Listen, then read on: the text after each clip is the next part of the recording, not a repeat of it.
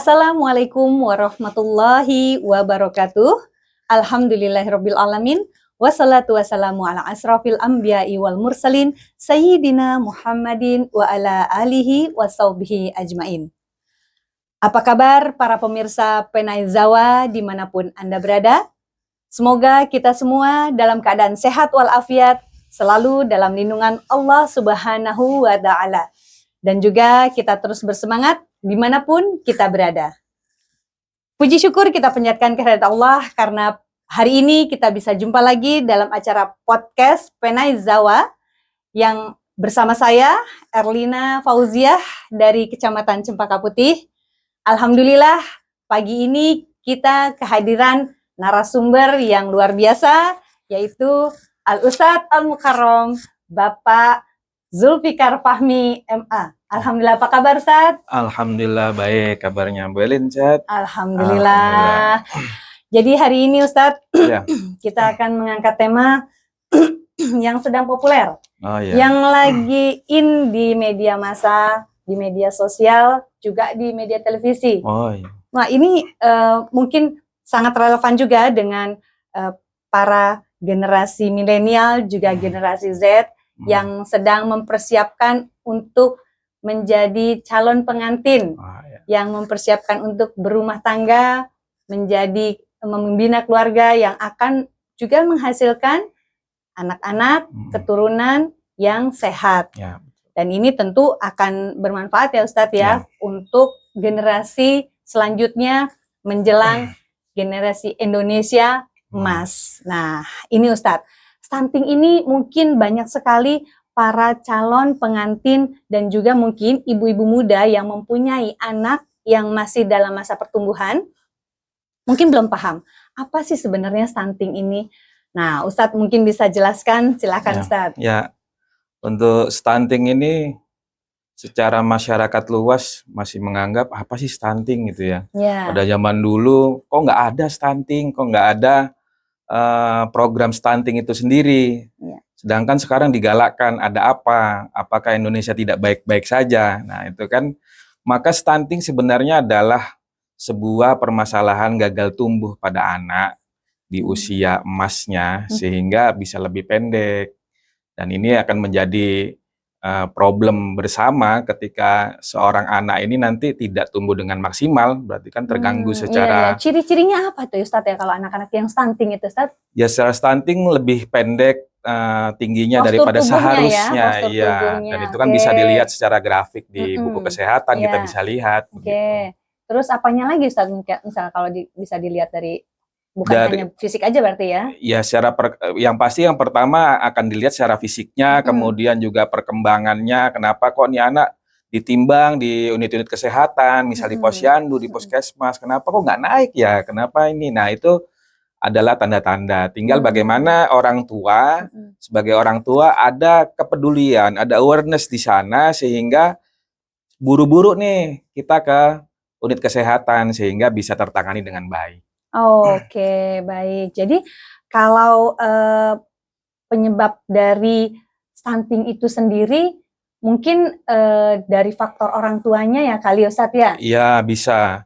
Memang penanganan penurunan stunting itu kan tidak bisa dilihat dari satu sisi, dari banyak sisi, dari banyak faktor. Bisa jadi ada faktor sosial budaya di sana, ada faktor kesehatan, sehingga ini harus ditangani betul. Jadi penyebabnya yang paling kita bisa highlight dari Kemenak sendiri yang ikut serta dalam menangani penurunan stunting itu adalah pernikahan, terkhususnya bimbingan pernikahan dan pencegahan pernikahan di usia dini. Iya, karena di usia dini secara mental pasangan ini pasti dalam tanda kutip belum siap secara mentalnya untuk membina rumah tangga.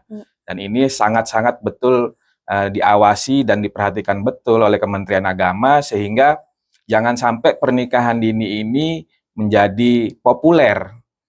Ya kan, kalau bisa diturunkan dan sesuai dengan usia yang dianjurkan oleh negara. Ya, itu dia Ustadz.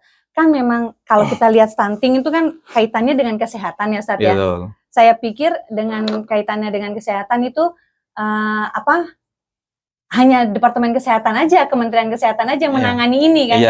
Tetapi ternyata kita pun dari Kementerian Agama diharapkan bisa ikut menangani masalah stunting ini ya Ustadz ya? Iya betul, karena Kementerian Kesehatan kalau memang secara dilihat dari kesehatan memang adalah tupoksi dari Kementerian Kesehatan. Tetapi stunting ini kan seperti yang saya bilang tadi banyak faktor, sehingga ada faktor-faktor yang budaya, sosial.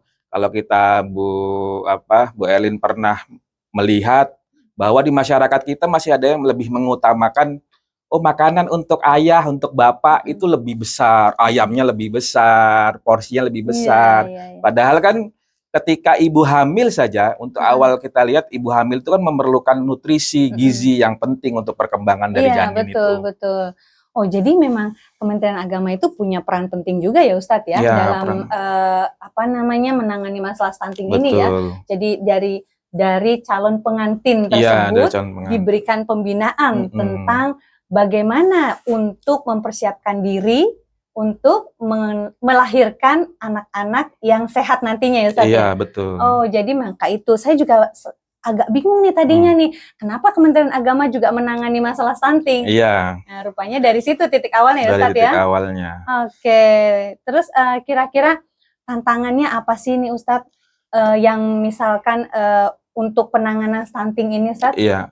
Untuk tantangan khususnya kita yang berada di perkotaan ya, yang sekarang DKI atau yang disebut sekarang DKJ nantinya, bahwa di Jakarta sendiri masih ada anggapan bahwa stunting itu adalah hanya program pemerintah saja, ya kan, dalam artian tidak betul-betul yang ada di fakta di lapangan. Namun yang kita lihat di fakta lapangan, kita melihat bahwa banyak anak-anak yang memang tidak tumbuh secara maksimal.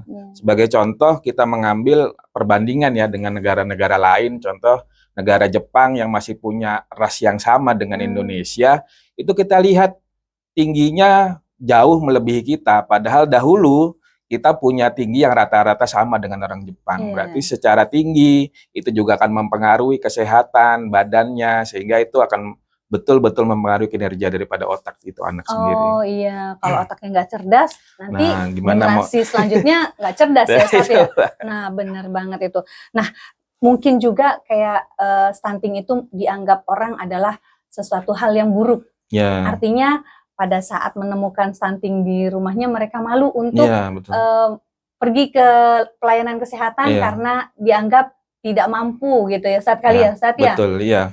Ya memang permasalahan stunting ini ketika kita melihat di lapangan, kita juga sering ngobrol dengan petugas kesehatan, ketika ada anak yang diklaim sebagai anak yang stunting, ini ada rasa malu dari orang tuanya. Sehingga ketika ada pendataan, pemberian makanan tambahan, baik itu ada biskuit atau makanan lainnya, itu merasa malu jika difoto, jika diekspos. Padahal ini kan juga dalam rangka menurunkan untuk mengintervensi jangan sampai penurunannya drastis sehingga mengakibatkan nanti kematian. Oh gitu, Padahal baik ya Ustadz padahal baik maksudnya. Tapi orang kadang-kadang suka salah mentafsirkan gitu. Dan juga Bu Elin, kalau kita lihat kan bilang, wah stunting ini kebanyakan di masyarakat prasejahtera atau di masyarakat yang kurang mampu. Namun yang terjadi di lapangan, khususnya juga di Jakarta sendiri, ternyata ada orang-orang yang mampu. Orang-orang yang dalam arti sudah sejahtera, itu juga beberapa kasus itu juga mengalami stunting. Sehingga kalau bisa ditarik kesimpulannya bahwa stunting bukan hanya masalah ketidakmampuan, tapi juga masalah awareness daripada pola pengasuhan, pola pemikiran daripada mengasuh anak itu sendiri. Oh gitu Ustadz ya. Jadi mungkin ini Ustadz ya, pengasuhannya tuh dialihkan dari orang tuanya yang bekerja, suami istri bekerja, maka dialihkan ke pembantu atau asisten yang bisa membantu untuk menjaga.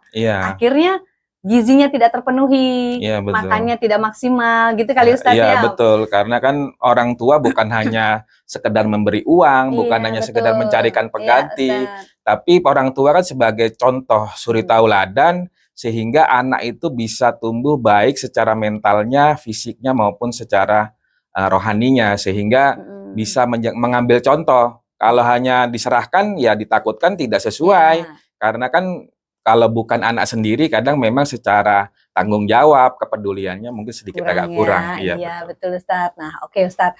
Ustadz Zul, boleh nggak diceritakan masalah stunting ini di dalam Quran dari perspektif Islam di dalam Ya. Al-Quran ini ada nggak sih sebenarnya Ustadz diceritakan? Ya, di dalam Al-Quran sendiri sebagai pedoman atau pelajaran pokok daripada Islam itu sendiri, memang secara spesifik tidak membahas stunting secara spesifik. Namun kalau kita bisa melihat ada di salah satu ayat, yaitu surat An-Nisa ayat 9, yang bunyinya, A'udzubillahi minasyaitonirrajim, wal yakhshal ladzina law taraku min khalfihim dzurriyyatan dhi'afan khafu 'alaihim falyattaqullaha wal yaqulu qaulan sadida. Di An-Nisa ayat 9 itu kita bisa melihat bahwa Allah Subhanahu wa taala juga menyuruh kita, memerintahkan kita untuk takut, untuk khawatir kalau kita meninggalkan generasi setelah kita itu dalam keadaan lemah. Lemah secara apanya? Secara jasmaninya, lemah secara mentalnya, lemah secara imannya. Sehingga kalau ini lemah, maka khaufu alaihim, maka takutlah kita dengan generasi yang seperti ini. Karena tidak akan, kalau generasinya tidak lebih baik dari kemarin, berarti kita rugi. Iya. Jadi kita diperintahkan itu, maka di ayat selanjutnya di berikutnya bahwa falyattaqullaha. Maka kata-kata takwa ini kan kadang kita sering, Bapak sering kalau sholat Jumat kan bertakwalah kepada Allah dengan menjalankan segala perintahnya, menjauhi segala larangannya.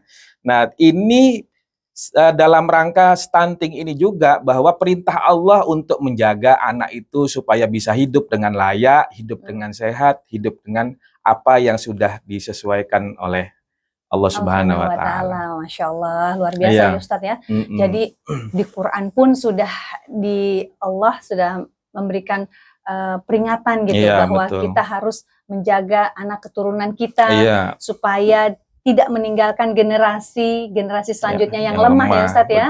Masya Allah, luar biasa kekuatan Quran itu Ustadz. Nah, kalau dalam Kementerian Agama ini kita kan ditugaskan untuk memberantas stunting atau mengurangi tingkat pertumbuhan stunting ini. Nah, awalnya itu dari mana ya Ustadz stepnya itu? Apakah dari tingkat yang paling rendah dari level kecamatan, terus lalu masuk ke kota dan lalu ke wilayah kota, itu gimana Ustadz? Iya, kita sebagai Kementerian Agama dalam Karti Keluarga Kementerian Agama pasti mempunyai strategi-strategi yang akan berbeda dengan Kementerian Kesehatan, Kementerian Sosial. Maka kita sebagai penyuluh, yang kebetulan kita sebagai penyuluh juga, maka kita punya tempat-tempat di mana kita bisa mensosialisasikan pencegahan stunting itu sendiri. Kita mulai dengan di majelis taklim, karena di sana terdapat ibu-ibu. Iya, banyak ibu-ibu di majelis taklim. Iya, dan itu juga akan lebih efektif daripada kita mengundang datang. Kalau ngaji kan sekalian, jadi sambil menyelam minum air. Nah, kemudian di tempat-tempat ibadah, misalnya pengajian, kan biasa kalau di masjid ada tempat-tempat pengajian untuk bapak-bapak juga. Karena penting, stunting ini bukan hanya urusan perempuan juga, tapi ini juga urusan laki-laki. Dan yang ketiga adalah mengundang, mengawal, merangkul ulama-ulama atau pemuka-pemuka agama. Sehingga ini bisa menjadi sosialisasi yang tepat dan dapat dipercaya. Karena tingkat kepercayaan masyarakat kita luar biasa terhadap ulama, terhadap pemuka agama. Maka ini jadi satu senjata penting untuk mensukseskan sosialisasi ini. Oh gitu Ustadz, memang benar ya Ustadz. Jadi kalau Ustadz ngomong di depan jamaah nih, untuk menghindari stunting, untuk mencegah stunting, nah bagaimana caranya? Nih ibu-ibu langsung pada ngerekam semua nih, oh iya nanti bagi yang udah usia lanjut, mereka bisa sampaikan ke anak-anaknya yang akan menikah. Dan kalau memang ibu-ibu yang masih muda, mereka akan bisa mengaplikasikannya di rumah tangganya ya Ustadz ya. Luar biasa benar. Berarti penyuluh sebagai garda terdepan untuk bisa menyampaikan ke masyarakat, kaum ibu ya di masyarakat, memang sangat tepat ya Ustadz ya. Nah, kalau misalkan Ustadz mohon maaf, Ustadz ini dari kecamatan mana ya Ustadz? Ya, saya ada penyuluh agama Islam Kecamatan Cempaka Putih. Oh, Masya Allah. Berarti Ustadz dari Kecamatan Cempaka Putih, Iya, betul. berarti bertanggung jawab nih untuk masyarakat di sekitar Cempaka Putih, Iya, Ustadz ya? betul. Masya Allah. Bekerjanya di KUA ya Ustadz Di ya? KUA, di KUA. Di KUA ya, kantornya domisilinya di KUA.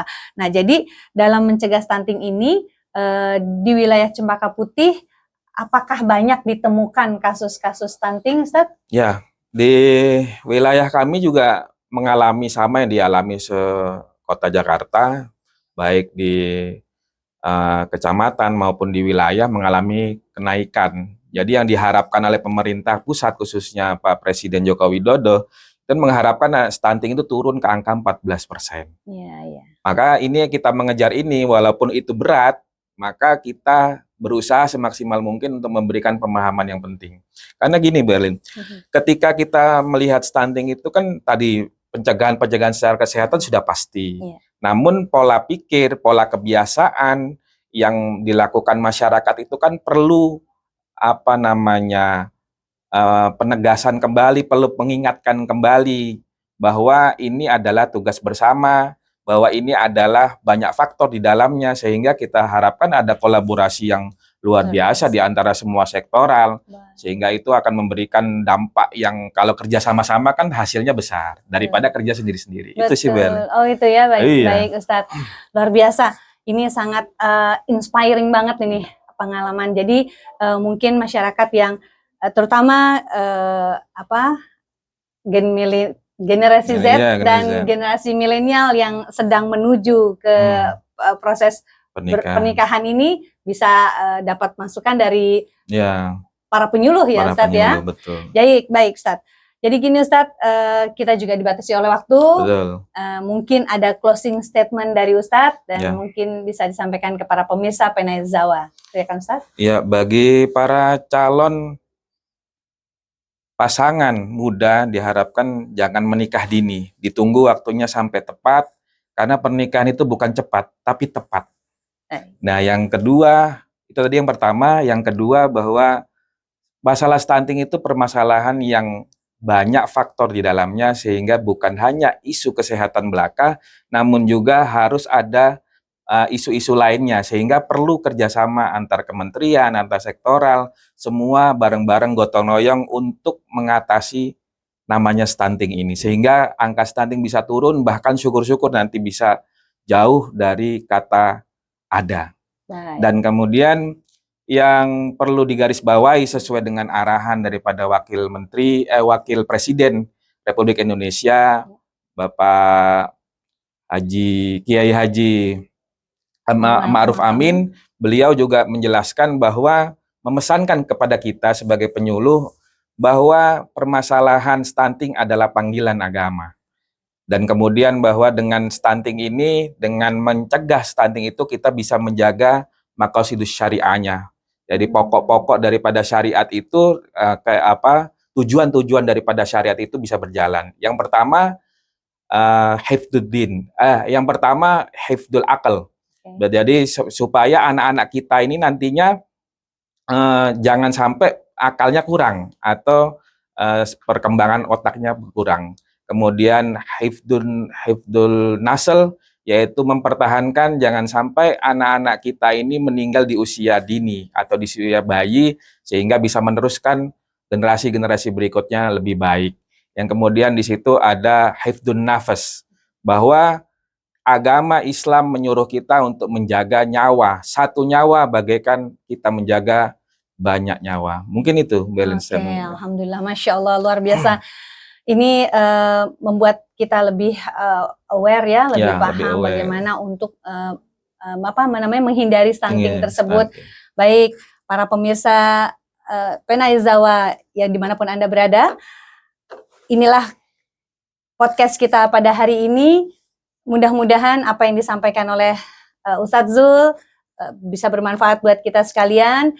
Jadi bagi para generasi milenial dan generasi Z yang akan menuju ke pernikahan, mungkin boleh mempersiapkan diri untuk membina keluarga dan akan mempersiapkan menghasilkan keturunan generasi selanjutnya yang sehat, yang kuat dan juga beriman. Nah, bagi para calon pengantin boleh untuk berkonsultasi di kecamatan di KUA terdekat untuk mendapatkan masukan dan bimbingan dari para penyuluh yang berada di kecamatan setempat. Baik, kami dari Cempaka Putih mohon maaf jika ada kesalahan, dan jika berkenan untuk bertanya lebih lanjut, boleh menghubungi kami di Kecamatan Cempaka Putih, di KUA Kecamatan Cempaka Putih. Sekian dari kami. Wallahu muwaffiq ila aqwamit thoriq. Wassalamualaikum warahmatullahi wabarakatuh.